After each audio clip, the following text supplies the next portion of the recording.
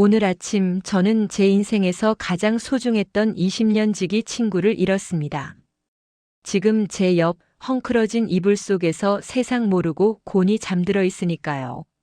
창틈으로 스며든 아침 햇살이 녀석의 등짝을 비추고 있습니다. 20년을 봐온 등인데 오늘따라 왜 이리 넓고 낯설게 느껴지는 걸까요? 규칙적으로 오르내리는 저 단단한 등 근육의 움직임이 어젯밤 제 위에서 거칠게 몰아쉬던 그 숨소리를 기억나게 해 얼굴이 화끈거립니다.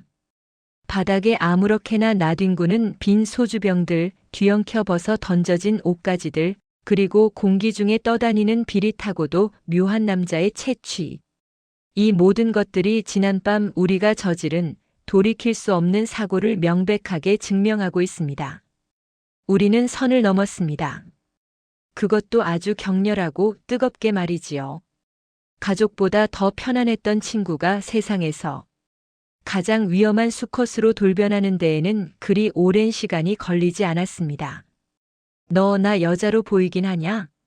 제가 던진 그 치기 어린 질문 하나가 20년 동안 견고하게 쌓아 올린 우정의 댐을 한순간에 무너뜨릴 줄은 꿈에도 몰랐으니까요. 지금 제 허리께에 닿아 있는 녀석의 투박한 손을 바라봅니다.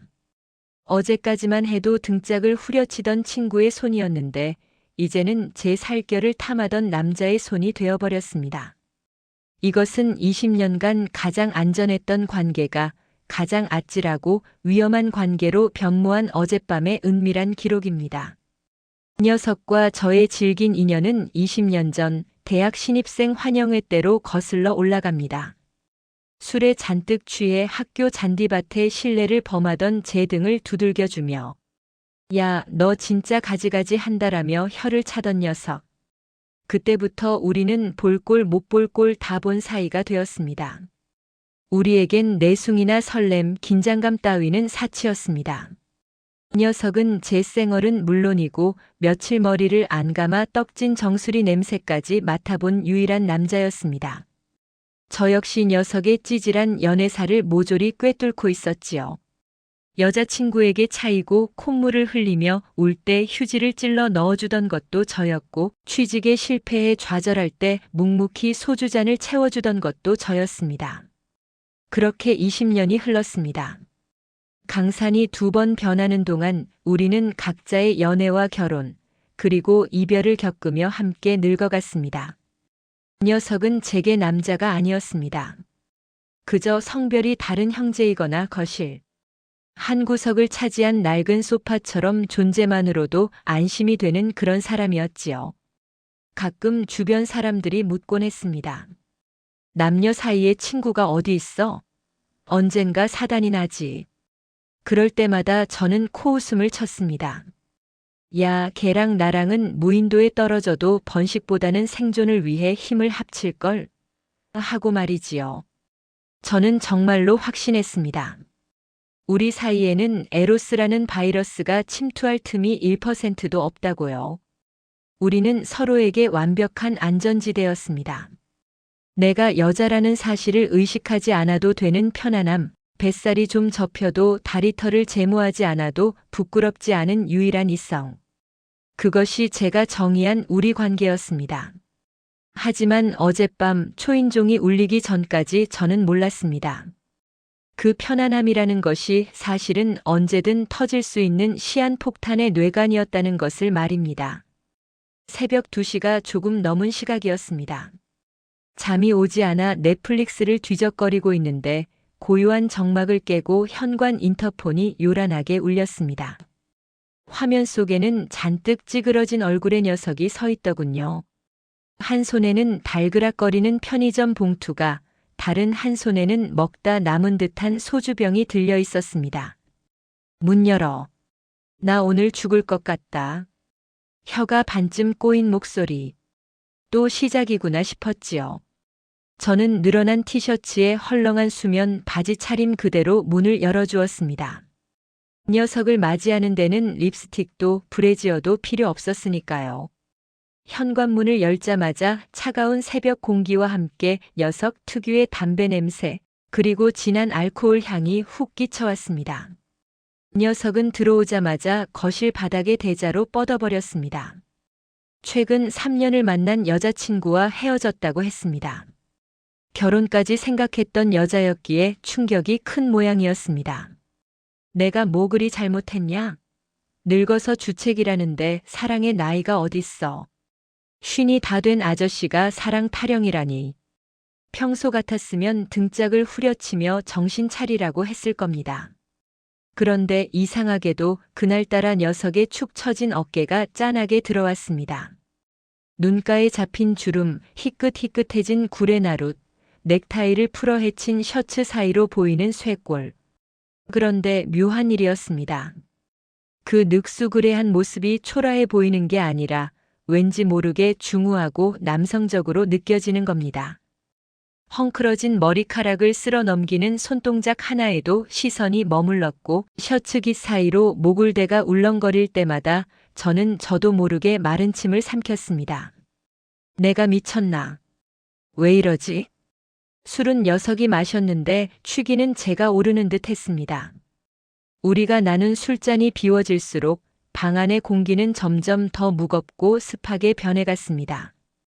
예전에는 느끼지 못했던, 아니 애써 무시해왔던 서로의 페로몬이 좁은 거실을 가득 채우기 시작한 것입니다. 소주 3병이 바닥을 보일 무렵 녀석은 술에 취해 비틀거리더니 스르르 제 무릎을 베고 누웠습니다. 녀석의 머리카락이 허벅지에 닿는 순간 찌릿한 전류가 흘렀습니다. 야, 너밖에 없다. 진짜. 녀석이 웅얼거리며 제 손을 잡아 자신의 볼에 갖다 댔습니다. 그 투박하고 뜨거운 뺨의 온기가 손바닥을 타고 전해져 왔습니다. 거칠어진 수염 자국이 손바닥을 긁는 느낌이 생경했습니다. 평소라면 징그럽게 왜 이래 치워 하며 발로 찼을 겁니다. 하지만 저는 그러지 않았습니다. 대신 홀린 듯 녀석의 억센 머리카락을 가만히 쓰다듬었지요. 손끝에 닿는 까슬까슬한 감촉이 낯설면서도 기분 좋았습니다. 20년 친구의 숨결이 이렇게 뜨거웠던가요? 녀석이 감은 눈을 천천히 뜨고 저를 올려다보았습니다. 풀린 눈동자였지만 그 안에 담긴 깊이는 평소의 장난기 어린 눈빛과는 달랐습니다. 그 눈 속에 비친 저는 친구가 아닌 여자였습니다. 그 순간 거부할 수 없는 충동이 일었습니다. 술김이었을까요? 아니면 20년 동안 무의식 저편에 묻어두었던 저 자신조차 몰랐던 호기심이었을까요? 제 입에서 툭 하고 위험한 질문이 튀어나왔습니다. 너 솔직히 말해봐. 나 여자로 느낀 적 한 번도 없어? 정적이 흘렀습니다. 벽에 걸린 시계 초침 소리가 천둥처럼 크게 들릴 만큼 긴 침묵이었습니다. 제 심장 소리가 녀석에게까지 들릴까봐 겁이 날 지경이었습니다. 녀석은 대답 대신 천천히 몸을 일으켜 앉았습니다. 그리고는 흐트러짐 없는 눈빛으로 저를 빤히 응시하더군요. 술 기운이 싹 가신 듯한 날카롭고 진지한 눈빛. 20년 동안 단 한 번도 받아본 적 없는 낯설고 위험한 시선이었습니다. 그걸 지금 질문이라고 하냐? 녀석의 목소리는 낮고 탁했습니다. 그 목소리가 귓가에 닿는 순간 등골을 타고 짜릿한 전율이 스쳐 지나갔습니다. 저는 직감했습니다. 우리가 넘지 말아야 할 선 앞에 위태롭게 서 있다는 것을, 그리고 오늘 밤 기어이 그 선을 넘게 될 거라는 사실을요. 도망쳐야 한다는 이성과 확인하고 싶다는 본능이 머릿속에서 팽팽하게 줄다리기를 했습니다. 그럼 증명해봐. 제가 떨리는 목소리로 도발했습니다.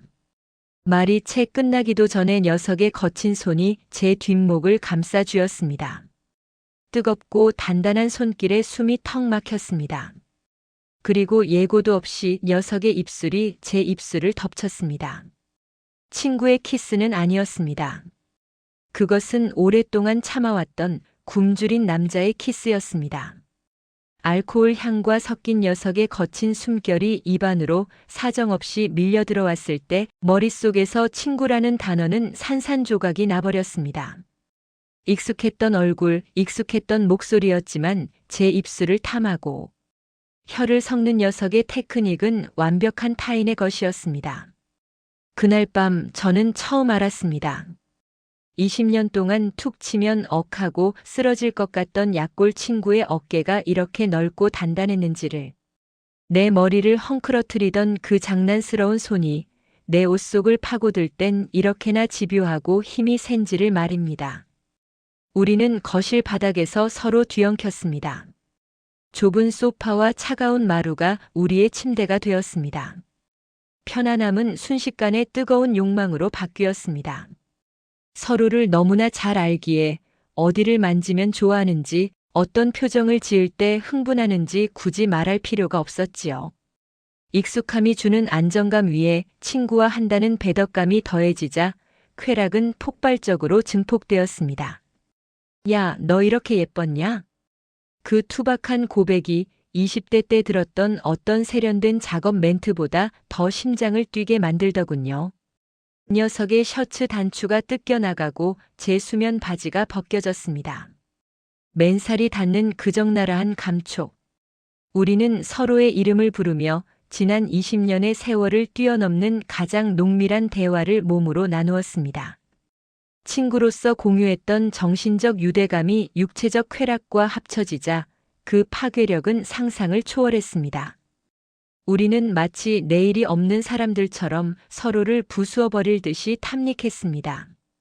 녀석의 낮은 신음이 제 귓가에 울릴 때마다 저는 친구를 잃는 슬픔 대신 여자가 되는 기쁨에 몸을 떨었습니다. 20년 묵은 우정이 사랑으로 발효되는 순간은 생각보다 훨씬 더 짜릿하고 황홀했습니다. 다시 현재로 돌아왔습니다. 아침 햇살이 거실 깊숙이 들어와 녀석의 얼굴을 비추고 있습니다. 어젯밤에 격렬했던 흔적들 사이에서 녀석이 뒤척이다 눈을 뜹니다. 녀석과 눈이 마주쳤습니다. 어색해서 피할 줄 알았는데 녀석은 피식 웃으며 제 쪽으로 돌아눕습니다. 부스스한 머리에 눈곱이 낀 얼굴. 예전 같았으면 야 씻고 좀 다녀라라고 타박했을 텐데 지금은 그 모습조차 사랑스럽게 보인다면 제가 미친 걸까요? 잘 잤냐? 친구. 녀석이 짐짓 아무렇지 않은 척 인사를 건넵니다. 하지만 친구라는 단어에 힘을 주는 꼴이 녀석도 이 상황을 어떻게 정의해야 할지 고민하는 눈치입니다. 목소리 끝이 미세하게 떨리는 게 느껴집니다. 저는 베개로 녀석의 얼굴을 툭 쳤습니다. 친구는 무슨 어젯밤에 짐승 한 마리밖에 없더구먼. 제 말에 녀석이 소리내어 웃으며 제 허리를 끌어당깁니다. 그 자연스러운 스킨십에 심장이 또다시 쿵 내려앉습니다. 녀석의 품에서 나는 냄새가 편안합니다. 내 집 냄새와 녀석의 냄새가 섞인 이제는 우리의 냄새가 된 그 향기가 말입니다. 우리는 이제 예전으로 돌아갈 수 없습니다. 술 먹고 토하면 등 두들겨주던 의리 넘치는 친구 사이는 어젯밤부로 끝이 났으니까요. 잃어버린 우정이 아쉽냐고요? 천만에요. 저는 지금 제 품에 안긴 이 따뜻하고 묵직한 내 남자가 훨씬 더 마음에 듭니다. 20년을 돌고 돌아 이제야 제 자리를 찾은 기분입니다. 해장하러 갈래? 내가 좋아하는 콩나물 국밥. 녀석이 제 머리카락을 넘겨주며 묻습니다. 20년 동안 수없이 들었던 그 멘트가 오늘은 마치 세상에서 가장 달콤한 프로포즈처럼 들립니다. 화려한 레스토랑도 꽃다발도 필요 없습니다. 그저 퉁퉁 부은 얼굴로 마주 앉아 국밥을 먹을 수 있는 이 편안함이 진짜 사랑 아닐까요? 그래, 가자. 자기야. 제가 뻔뻔하게 대답하자 녀석의 귀가 빨갛게 달아오릅니다. 그 표정이 귀여워 저는 녀석의 입술에 쪽 하고 가볍게 입을 맞췄습니다. 녀석이 쑥스러운 듯 헛기침을 하더니 제 손을 꽉 잡습니다.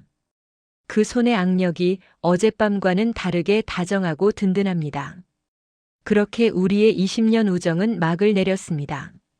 그리고 이제 막 좀 늦었지만 꽤나 뜨거울 것 같은 중년의 연애가 시작되었습니다. 가장 친한 친구와 가장 사랑하는 연인이 되는 행운, 이걸 50이 다 되어서야 누리게 될 줄 누가 알았겠습니까?